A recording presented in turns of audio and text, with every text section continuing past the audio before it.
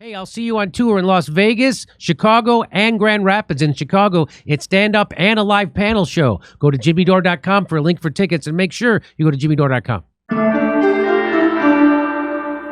Well, here's one more. COP28, very, very important meeting. The issue of health and climate will be discussed at length. That's never gotten the attention it deserves. So in the last video, he was putting together farming and climate, and now it's health and climate. So I've slowly come awakened to this, people using climate change as a shield to cover up some nefarious agenda, right? I mean, I always knew that what was going to kill the planet were gas-powered leaf blowers and Dutch farmers. We all knew that. They're nitrogen, Jimmy. Yeah. Think of the nitrogen. We all knew that. But anyway, so I just watch how it's always like these do-gooding, oh, it's about climate. We're all trying to fight climate. We have to what's the stuff that they use for batteries? Not cobalt. Cobalt. Yeah, we have to mine cobalt in Idaho to fight climate, right? It's but that isn't that what poisons the water? Shh. I slowly became aware after none of the predictions came true at all. None of their predictions over 20 years. So let's just play this. COP28, very, very important meeting. The issue of health and climate will be discussed at length. That's never gotten the attention it deserves. The issue of food systems and how with climate change, a lot of farmers aren't able to grow their crops, which is a tragedy for them. We'll talk about using innovation to absolutely solve that problem. Innovation. Wait, I'm here in Dubai. Go ahead. There's more plants now because of the remember the NASA article we had? Yes. So how would that be harming farming? So it doesn't make sense that what he just said, right? Because NASA already put out a paper that talked about how because there's so much more carbon dioxide in that's what actually makes plants grow. And so these people want to take carbon dioxide out of the atmosphere, and that the Earth has greened like an unbelievable amount. We're supposed to be out of rainforest by now. Right. So, yeah, that's right. They remember that. But here, this guy tweets out, Dr. Eli David says, Bill Gates owns 4 private jets, 2 Gulfstreams, 2 Bombardier Challengers. Each one of them emits more carbon in a single flight than your car is going to in your entire lifetime. And when he's asked about this, he says, well, I buy carbon offsets. Yeah, but that still doesn't stop you're still putting carbon into anyway, so 4 private jets, and the guy still flies on Epstein's jet. Isn't that weird? And he still needs to fly on Epstein's jet. And look that up, guys. I'm not making that up. He was on the flight logs. But he said, I didn't know it was Epstein's plane.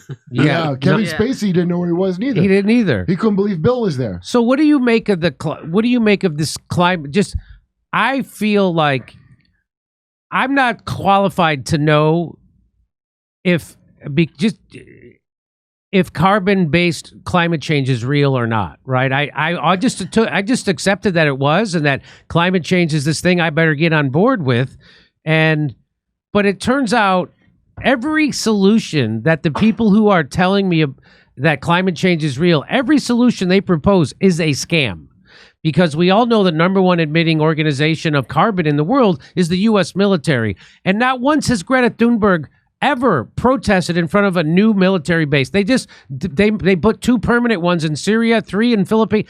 They're just in the last couple of years. They're never ever talking about that. They're never saying get rid of your private jets. In fact, they all take private jets to Davos, where they tell you we got to fight climate change. So what is your take on that climate change movement, James?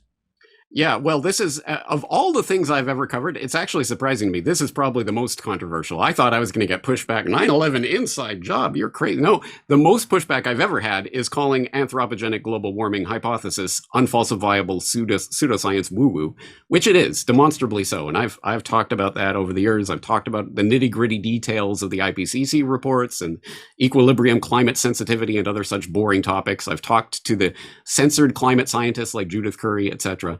So there's a lot there, but let's just play pretend. Okay, it's totally real, guys. It's absolutely going to kill you and your progeny.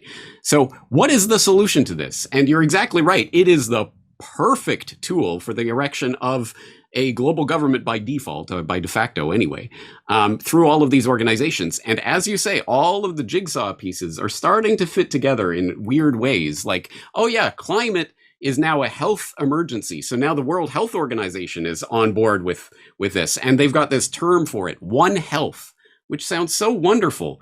And the concept of One Health is your health is related to the health and well-being of everything around you, all of the plant and fauna and other human beings, etc. We're all part of one healthy ecosystem. So in order to make sure that everybody's healthy, well, we basically just have to control everything in the environment, and we'll make sure that it's all healthy for you. And that is where this is going. It is a gigantic global power grab.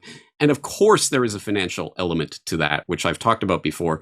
Look up things like GFANZ, the Global Finance Net Zero Alliance, whatever ridiculous acronym they came up with, in which they have tens of trillions of dollars in investable capital that they're going to be directing into such things as natural resource corporations and other such things, which they're going to start monetizing and financializing nature itself and trading it in crazy derivative schemes. What could go wrong? This is where it is heading. It is about power and control, and it fits in.